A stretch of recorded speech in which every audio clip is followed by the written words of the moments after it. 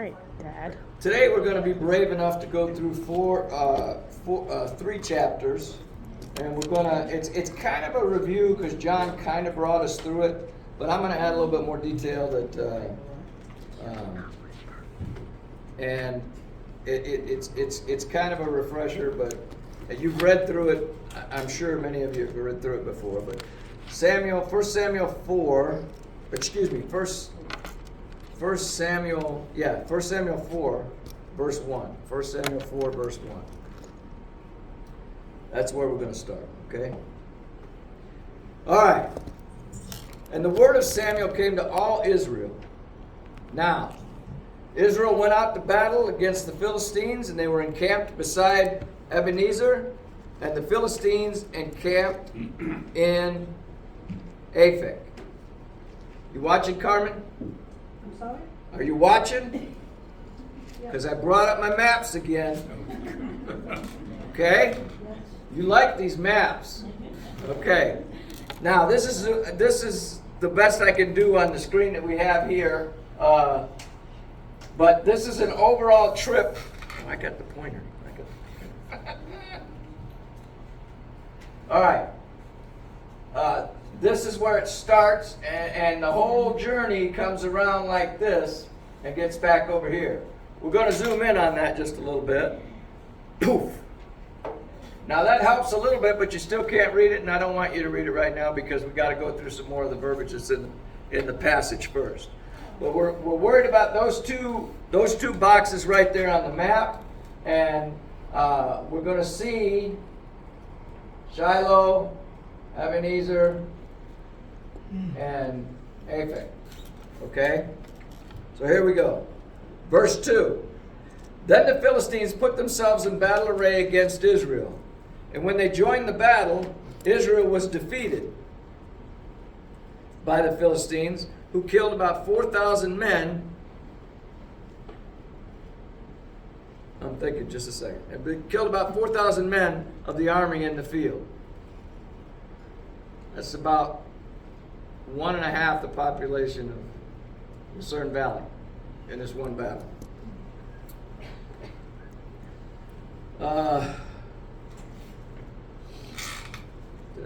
Did it go? Okay, 4:3. And when the people had come into the camp, the elders of Israel said, Why has Yah defeated us today before the Philistines? Who defeated them? Yahweh. Interesting, huh? Okay. Let us bring the Ark of the Covenant of Yah from Shiloh to us, that when it comes among us, it may save us from the hand of our enemies. Now, why would they think the Ark had some kind of power? That's what led them into the land. What's that? It led them into the land. It did. They knew the history. It did. That's right. And that wasn't the only thing it Led them did. into all the battles. Yep. During Joshua's time as well. Yes, ma'am. Is it the Ark of the Covenant? Oh my goodness. Great question. Anybody else? We're going to get into that, okay? We're going to cover that. John covered it. He covered it in verbiage, but he had to go kind of fast because he was covering a lot in the time that he did. And I'm going to cover it fast too. I'm just going to point out a couple things he didn't point out when he was going through it. Verse 4 and 5 say it's the Ark of the Covenant. Yep, that's right. Verse 4 says, So the people sent to Shiloh that they might bring from there the Ark of the Covenant. How about that? Of Yah of hosts, who dwells between the cherubim, and the two sons of Eli, Hophni and Phinehas, were there with the Ark of the Covenant of God. Okay? It took me a while. If you remember when John was teaching through this in the beginning, I was convinced of what ark this was because of the dwells between the cherubim. But it's not talking about the ark. It's talking about Yah that dwells between the cherubim. It takes a little bit to sort this stuff out.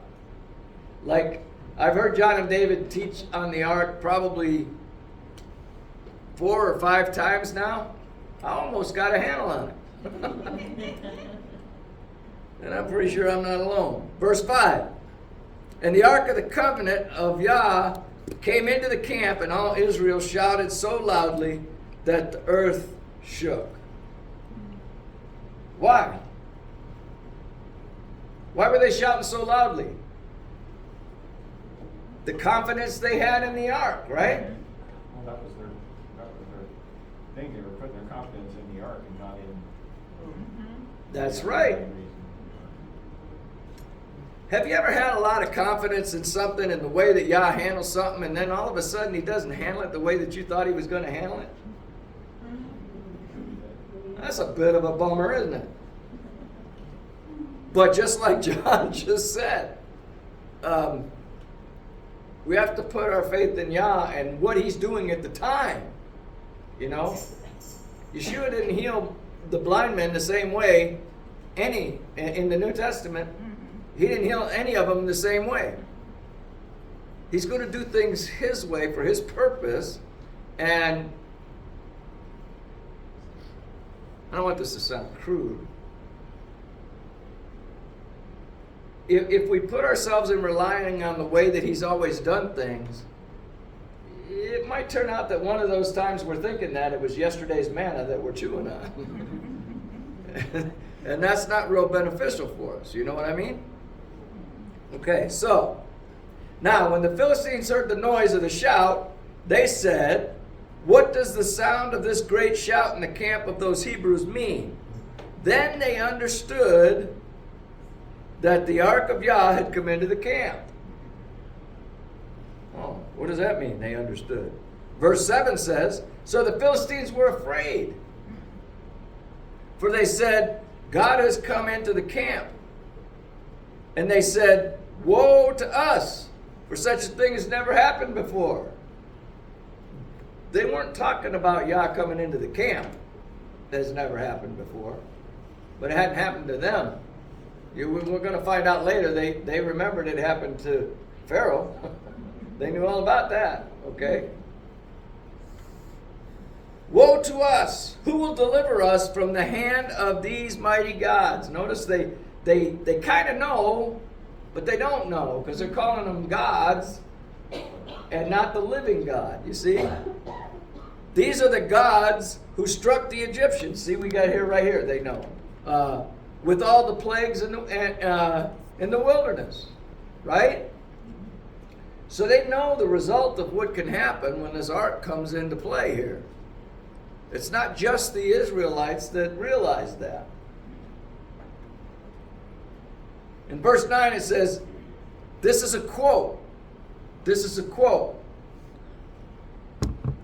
"Be strong and conduct yourselves like men, you Philistines, that you do not become servants of the Hebrews, as they have been to you. Conduct yourselves like men and fight." Whose quote is that? Look at your scriptures and see if you can tell me. Whose quote is that? It's written in the Word. It's right in the middle of this. Who gets the credit for the quote? Who said it? I'm just asking because, I'm seeing if you got any clue. I couldn't find a clue as I was looking through my scriptures. Who said it? I mean, obviously we assume it was somebody in the leadership of the Philistines. It's one of them questions, huh? And as much as it bothers me when David asks questions, it bothers me even more sometimes when I ask myself the question. Hey, I wonder why that's like that. Now you just got to keep digging. Will I ever find the answer? Probably not. I don't know. But that's a quote in the middle of what we're going through, and I don't know who was speaking.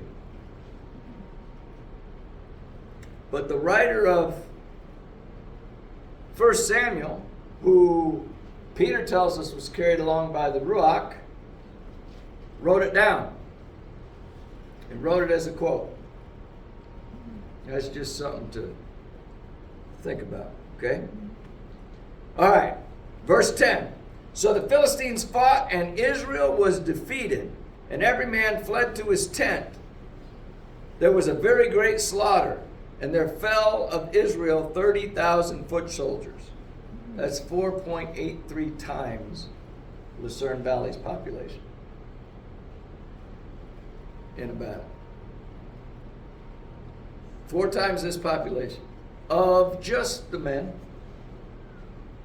Okay?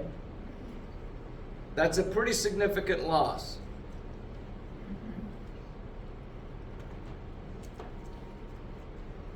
And the ark of God was captured, and the 2 sons of Eli, Hophni and Phinehas, died. We knew that was coming, we didn't know when. All right, back to this big map. We zoomed into this part right here. And before I zoom in a little bit more, I want to talk a little bit more about the arcs. And this is caused by these 2 right here that I've been teaching. Because I keep looking for differences so I can tell them apart. All right? Start with the Ark of the Testimony first. This is something that jumped out to me as I was studying. You shall put the mercy seat on top of the ark, and in the ark you shall put the testimony that I will give you. Okay, that's a clue, right? All right? And there I will meet you, and I will speak with you from above the mercy seat, from between the 2 cherubim, which are on the ark of the testimony, about everything which I will give you in commandment to the children of Israel. That's Exodus 25, 21, and 22. Okay? So, one ark has a mercy seat on it, and that one happens to be called the Ark of the Testimony. In Exodus 26, verse 34, again it says, you shall put the mercy seat upon the Ark of the Testimony in the Most Holy. So that leads us again. And then in Numbers, this is interesting. This is interesting. And you have to put it all together. I think we've been told that before. You look at all the context, right? In Numbers 4, verse 5, it says, it's talking about when you're getting ready to break up camp. It says, when the camp prepares to journey, Aaron and his sons shall come in, and they shall take down the covering veil, and they shall cover the ark of the testimony with it. And they shall put it on it a covering of badger skins, and spread over that a cloth entirely of blue, and they shall insert its poles. That's Numbers 4, verses 5 and 6. So the Ark of the Testimony is wrapped up, covered up. Numbers 4:15. And when Aaron and his sons have finished covering the sanctuary and all its furnishings of the sanctuary, when the camp is set to go out, the sons of Korath shall come to carry them, but they shall not touch anything of the holy things, lest they die. These are the things of the tabernacle of meeting, which the sons of Korath shall carry. Okay, so you got to go back through the line of Levi, which, because of the priest thing, I've been doing for several weeks now. But there's a specific line that is supposed to carry this specific stuff. Remember, when the temple was all tore down, it went out in a certain way, and then they set it up in that way when they came to the new place. But there were groups of people that were designated. In fact, the ones that were carrying this stuff,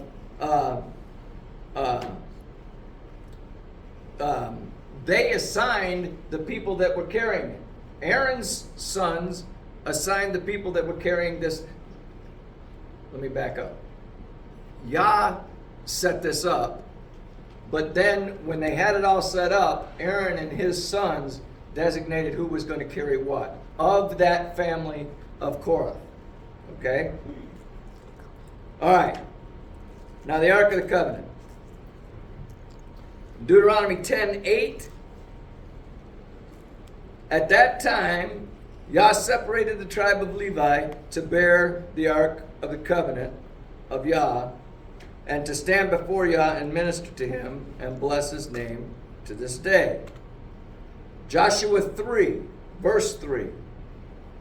And they commanded the people, saying, when you see the ark of the covenant of Yahweh your Elohim, and the priests, the Levites, bearing it, then you shall set out from your place and go after it. Okay? It wasn't the family of Kohath that had to carry this one. Okay? It was the Levites, and they were priests. Now in Joshua 6:6, Joshua the son of Nun called the priests and said to them, take up the ark of the covenant, and let 7 priests bear 7 trumpets of ram's horns before the ark of the Lord. This is another thing. I think I brought it up in here. The ark of the covenant is also referred to the ark of the Lord, and it's also referred to as the ark of God. Okay? Joshua 6:6, take up the ark of the covenant, and the priests, and they're bearing 7 trumpets. Who remembers what's taking place in Joshua 6? Battle of Jericho. Mm-hmm. The Battle of Jericho. Okay? So this ark is being marched around Jericho, which goes to what John said earlier. The reason the Israelites were so excited about it is because of the history. This ark goes with us, we don't get whooped. Except this time. All right? Joshua 6:7. And he said to the people, proceed and march around the city, and let him who is armed advance before the ark of the Lord. Now, back to 1 Samuel. 1 Samuel 4, verse 4.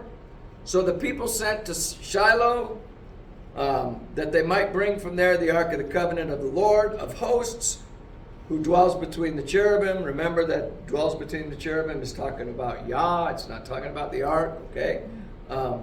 And the 2 sons of Eli, Hophni and Phinehas, were there with the ark of the covenant of God. So the ark of the covenant of God is the same one, like John spent so much time talking about, that went before the children of Israel when they went into these different battles, when they crossed the Jordan, okay? That's the mobile one, okay? All right, we're zooming in just a little bit more. Now I'm going to use my pointer to point out, because we still can't see it as well as I'd like to. I may get a 60-inch television for this place, I don't know. All right, so over here at 1, it says Israel attacked the Philistines. That's A. See A there? Okay, so they came from Shiloh and it went to Ebenezer and attacked the Philistines and were defeated. So they returned back to Shiloh.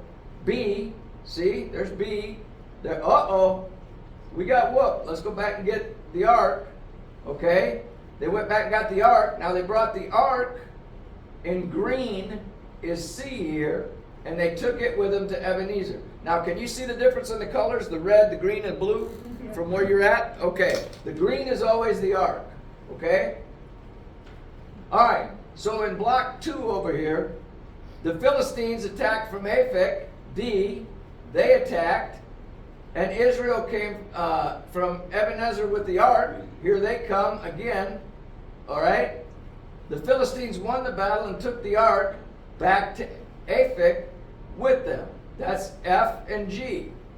Ebenezer, the Philistines came. You see, the Israelites came. The Israelites and F, they had the ark with them when they came this way. They got whooped, and then the Philistines won the battle and took the ark, and they went back to Aphek. Okay? This is all on this map. I highly recommend these guys. It's headwatersresources.org. Headwatersresources.org. I bought the whole set of maps because they do a great job. They're the ones that had the crossing of the Red Sea in the right place, and they've done a lot of detail with this. All right, back onto this. In 1 Samuel 5, verse 1, the Philistines took the ark of God and brought it to from Ebenezer to Ashdod. Okay? Verse 2, and when the Philistines took the ark of God, they brought it to the house of Dagon and set it by Dagon. Who's Dagon? Do you remember? That's their God. God. That's right. Okay? All right, so here they come. This is another, I've just blown up another section of that same map I showed you at first. Okay? Now they came from Aphek and they boogied all the way on down to Ashdod. All right? The Philistines took the ark, H, from Ashdod, where Yahweh defeated oh, wait a minute, I don't want to jump the gun there. Hold on. We're over here. They took it back with them, back over here, and then they went from Aphek to Ashdod. This is going to be this one here, the third one. They took it down and they put it next to Dagon. 1 Samuel 5:3. And when the people of Ashdod arose early in the morning, there was Dagon fallen on his face to the earth before the ark of Yah. So they took Dagon, excuse me, they took Dagon and set it in its place again. Okay? Face down, their God fell. Face down, their God fell. And they had to go in and pick their God up and set him back up in the right position.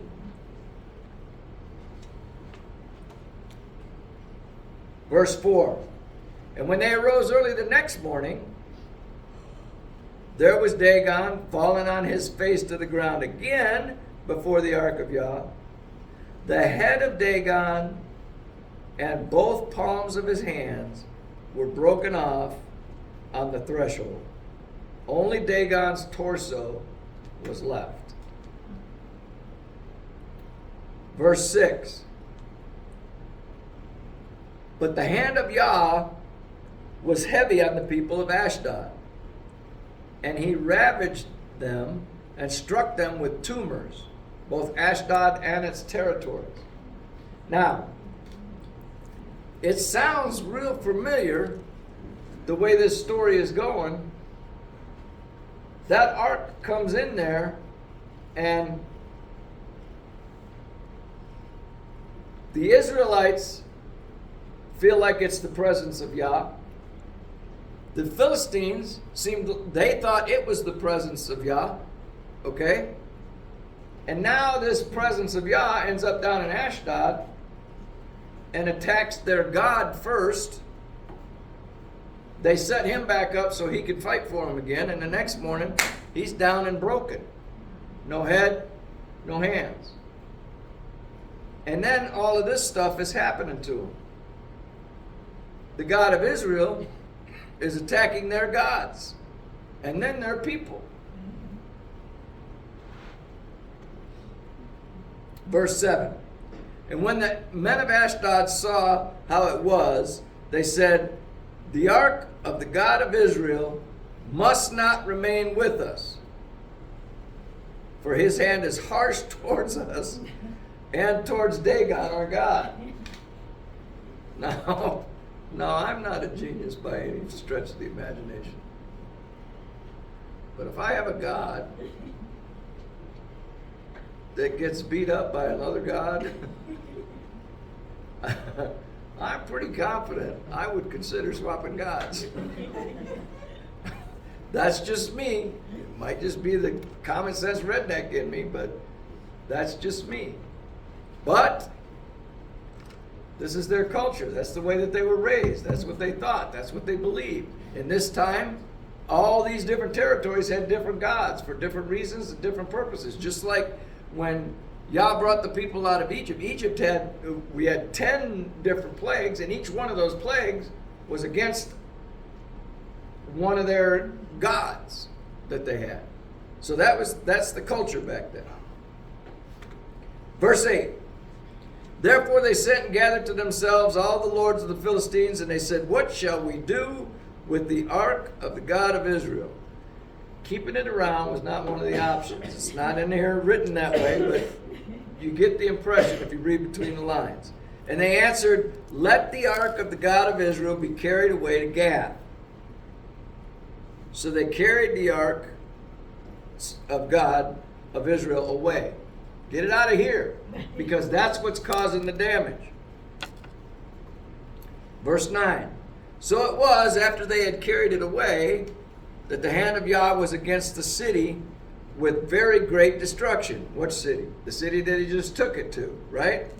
And he struck the men of the city, both great and small, and tumors broke out on them. Verse 10. Therefore they sent the ark of God to Ekron. So it was, as the ark of God came to Ekron, that the Ekronites cried out, saying, they have brought, it's hard not to chuckle at this sometimes, but this is the deal. They have brought the ark of God of Israel to us to kill us and our people. So, on the map, as we're following, they came from Ashdod, they went down to Gath, and then up to Ekron. Okay? Ashdod got their whooping, and their God was broken. And then they came down to Gath, and then they went up to Ekron.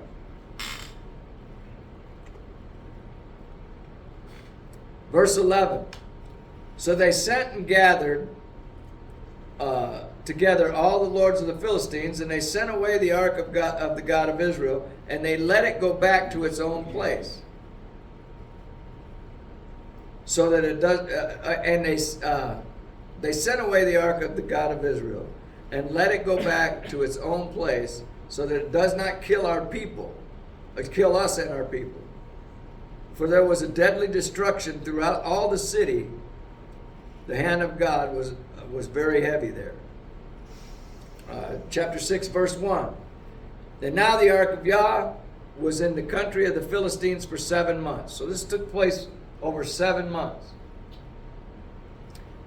And the Philistines called the priests and the diviners, saying, what shall we do with the ark of Yah? Tell us how we should send it to its place.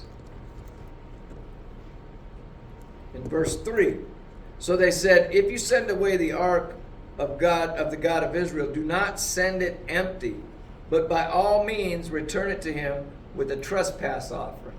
You better make an offering to this God, is what they're saying. You make a trespass offering to this God. Then you will be healed, and it will be known to you why his hand is not removed from you. Why would his hand not be removed from him? Because they took the ark. All right, now, for the sake of time, I want to read 1 Samuel 6, verses 4 through 12. 1 Samuel 6, verses 4 through 12. Then they said, what is the trespass offering which we shall return to him? And they answered, 5 golden tumors and 5 golden rats, according to the number of the lords of the Philistines. For the same plague was on all of you and on your lords. Therefore you shall make images of your tumors and images of your rats that ravage the land, and you shall give glory to the God of Israel. Perhaps he will lighten his hand from you. I'm checking to see where I got to read to. Okay. He shall lighten his hand from you, from your gods, and from your land. Why then do you harden your hearts as the Egyptians did, as the Egyptians and Pharaoh hardened their hearts? Now, as I was reading this, even again this morning, what they're saying in that verse right there is, look, we don't want our land totally destroyed like Egypt was. There's no need in being stupid. We see this destruction and we know who's doing it. Let's cut our losses now and move on. Okay? Backing up just a little bit. the images that they're giving him is in recognition of what he did to them. We know this was you. This stuff here, these rats and these images that we made, that's what you did to us. We recognize that. And they're sending it back. And when he did mighty things among them, talking back to Egypt again in verse 6, when he did the mighty things among them, did they not let the people go that they might depart? Now therefore make a new cart, take 2 milk cows which have never been yoked, and hitch the cows to the cart to take their calves home away from them. And take their calves home away from them. Then take the ark of Yah and lay it on the cart, and put the articles of gold which you are returning to him as a trespass offering in a chest by its side. Then set it away and let it go, and watch. If it goes up the road on its own to its own territory to Beth Shemesh, then he has done this great evil. But if not, then you shall know that it was not his hand that struck us, it happened by chance. And then the men did so, and took 2 milk cows and hitched them to the cart, and shut up their calves at home. And they set the ark of Yah on the cart, and the chest of gold, of the gold rats and the images of their tumors. And then the cows headed straight for the road to Beth Shemesh, and went along the highway, lowing as they went, and did not turn aside to the right or to the left. And the lords of the Philistines went after them to the border of Beth Shemesh. They're watching to make sure that this takes complete, that this happens. If it happens completely like that, they know it was the hand of the Lord. If it doesn't, it happened by happenstance. They kind of knew it was the hand of the Lord already. Okay? All right, so they watched it all the way to Beth Shemesh. They're watching. And these cows didn't turn to the right, didn't turn to the left. Yah guided them right to where he wanted them to be. So, pointing out from verse 5, you shall give glory to the God of Israel. From chapter 6, verse 5, it said, you shall give glory. Give glory to him. That's how I know they knew that it was him and it wasn't going to be happenstance. Okay? Verse 6. Again, I just wanted to point out, they're bringing up the Egyptians for a reason. Hey, we're not going to go that same path. We can learn from somebody else's mistakes. We're not going to harden our hearts like Pharaoh hardened his. Their whole country got wiped out. All right, I'm going to continue on in 13 through 19. Now the people of Beth Shemesh were reaping their wheat harvest in the valley. They're reaping their wheat harvest. What time of year is it? Huh? What's coming up? Shavuot, right? Okay. In the valley. And they lifted their eyes and they saw the ark and rejoiced to see it. And the cart came into the field of Joshua of Beth Shemesh and stood there. A large stone was there, so they split the wood of the cart and offered the cows as a burnt offering to Yah. The Levites took down the ark of Yah and the chest that was on it, that was with it, in which there were the articles of gold, and they put them on the large stone. Then the men of Beth Shemesh offered up burnt offerings and made sacrifices that same day to Yah. So when the 5 lords of the Philistines had seen it, they returned to Ekron on that same day. These are the golden tumors which the Philistines returned as a trespass offering to the Lord. 1 for Ashdod, 1 for Gaza, 1 for Ashkelon, and 1 for Gath, 1 for Ekron.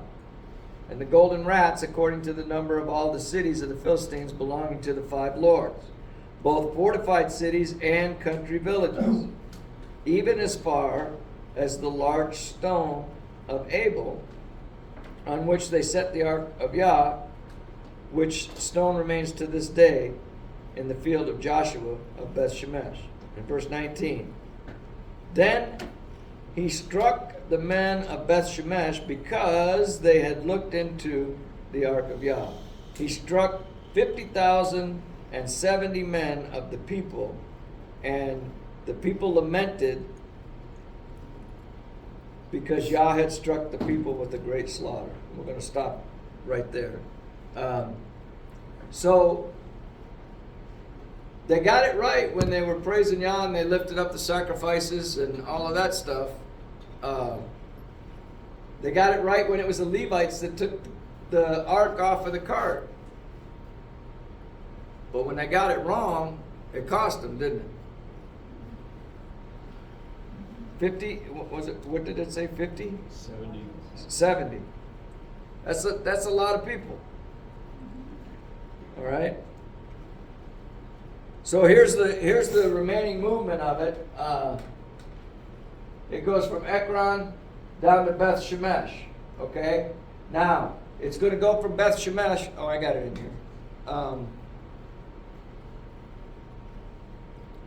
I just talked about that. All right, at verse 20, and the men of Beth Shemesh said, who is able to stand before this holy Yahweh Elohim? And whom shall go up from us? Verse 21, and they sent messengers to the inhabitants of Kiriath Jearim, saying, the Philistines have brought back... I'm sorry. The Philistines have brought back the ark of Yah. Come down and take it up with you. The Philistines put the ark on a cart with 2 new cows. They didn't bring the ark back. Right? All right. So come down and take it up with you. Chapter 7, verse 1. Then the men of Kirjath Jearim came and took the ark of Yah and brought it to the house of Abinadab on the hill and consecrated Eleazar the son to keep the ark of Yah. So, we're coming, let's see. So it was that the ark remained in Kiriath Jearim a long time. It was there for 20 years. And all the house of Israel lamented after Yah. Okay, so now the ark left shortly after Samuel come into his office of being a prophet, when Yah began speaking to him. It was 7 months wandering through the Philistine territory, and then 20 years the ark was in Kiriath Jearim. Now it's not until David in 2 Kings that the ark comes from there and goes on to Jerusalem. But there's Beth Shemesh, and you see it coming all up there as Kiriath Jearim. All right? And then when David comes and gets it, it's going to come from there over into Jerusalem. It's going to go to Obed-Edom and then on to Jerusalem. Now, I don't know if it was last week. I can't remember when I brought this up. But when David went to Abimelech, when he needed the sword, and he went and he asked for the bread and that stuff. Okay, that happened in Nob or Nob, however you pronounce it, okay, which is just kind of north of Jerusalem. So that's where he went when he ate that bread, when he got the bread. Yeshua actually refers to that in 3 of the Gospels. So anyway, we've watched the journey of the ark come all the way around like this, and it's resting right now in Kiriath Jearim, according to our study. Now, we're going to continue on. I just wanted to get this out of the way. There's a couple of details I think I added. I was able to add some visuals from what John did, but John did a great job when he walked us through it with the words, okay? That's the journey that it took. That's where it's at.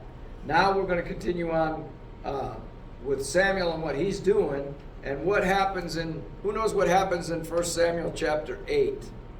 What's happening coming up? It's a big deal. When they want to cut their, when they decide they want their own sovereignty. That's right. The northern tribes, Yep. the house of Israel. Yep.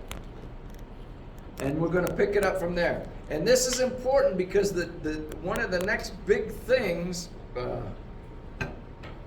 we want to drive home as being the family of Yah is the family of Yah is the two houses. And I know we all know that in here.